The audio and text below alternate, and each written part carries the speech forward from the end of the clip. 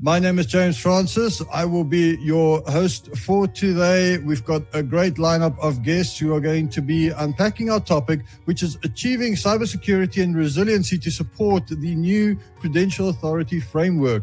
This session is brought to you by ITWeb and Rubrik. Rubrik being our sponsor here. I'm very glad you have joined us today for a great chat. We're going to be unpacking a very, very important piece of legislation that has come into the South African financial services sphere regarding cybercrime, cyber resilience. Very important stuff, very technical stuff, not just from a technology point of view, but also from all the business views on there, looking at governance, looking at compliance, looking at just getting this to work in your organization in a cost-effective way. We have quite a lot of good regulations as a country, but when it comes to implementation, that's where most of the critics says we lack as a country. But I'm really optimistic now that with Rubrik's taking the leadership in this space, definitely we've got the right people who are leading the execution, and us as a financial services organization, we're looking into them, right, for such controls. The regulation is there. We are fully aware of the problems, so now we need to do something.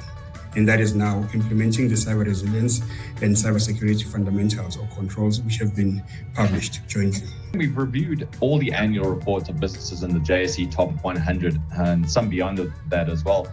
And each one of these annual reports lists cyber resiliency as a risk. Cybersecurity, cyber resiliency is a risk. That often affects the business's ability to operate, hence them looking at it in this way. The more people have been spending around the world in the top 500 organizations, the bigger the data breaches have been. So we're doing something wrong.